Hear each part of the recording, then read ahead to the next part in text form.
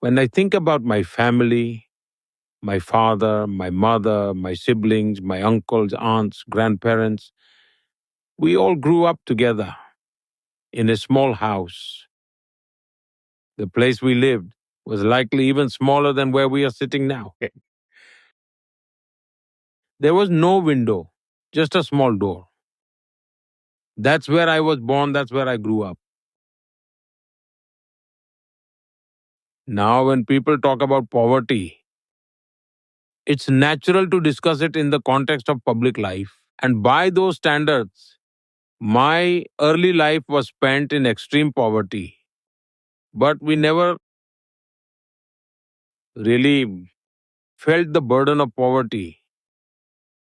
You see, someone who is used to wearing fine shoes will feel their absence when they don't have them. But for us, we had never worn shoes in our lives. So, how would we even know that wearing shoes was a big deal?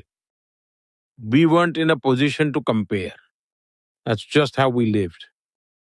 Our mother worked incredibly hard. My father, too. He was extremely hardworking and he was also extremely disciplined. Every morning around 4 or 4:30 a.m., he would leave the house, walk long distances, visit several temples, and then reach his shop. He wore traditional leather shoes, handmade in the village. The shoes were very tough and sturdy, making a distinct talk, talk, talk sound when he walked. People in the village used to say that they could tell the time just by hearing his footsteps. Oh, yes, they would say, Mr. Damodar is on his way. Such was his discipline. He worked tirelessly, late into the night. Our mother, too, ensured that we never felt the struggles of our circumstances. But despite everything, these challenging circumstances of living in scarcity never left a mark on our minds. I remember in school, the idea of wearing shoes never even crossed my mind.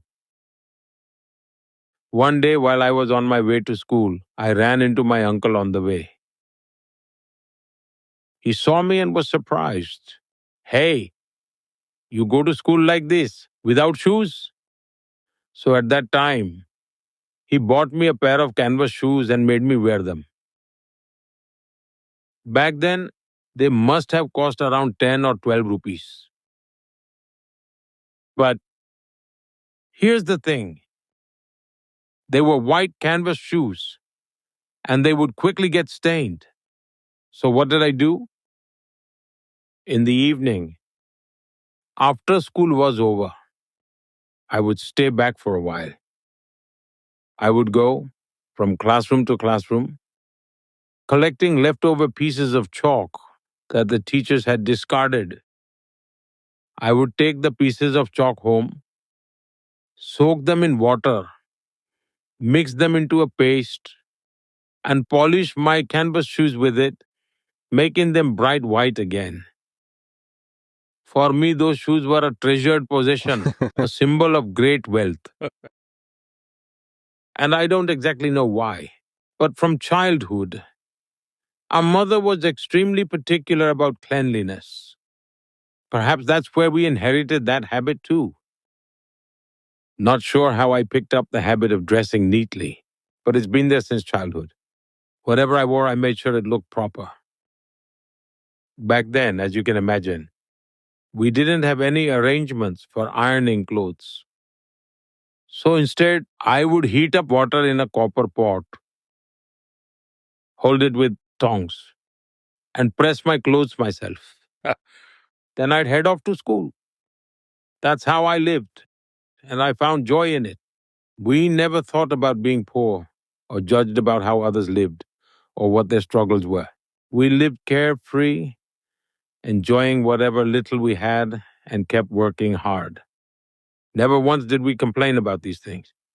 And all these aspects of my life, whether you call it fortune or misfortune, unfolded in such a way in politics that they started coming to light.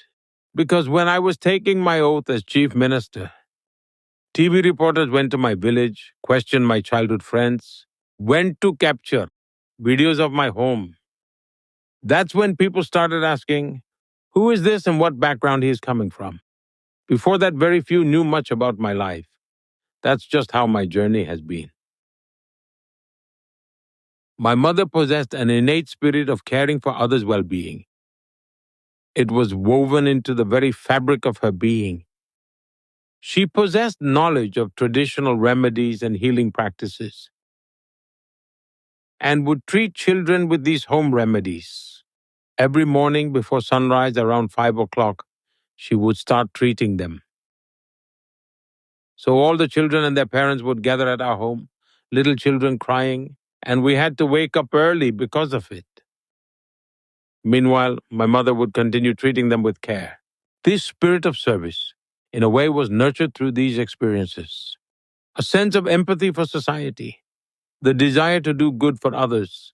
These values were instilled in me from my family.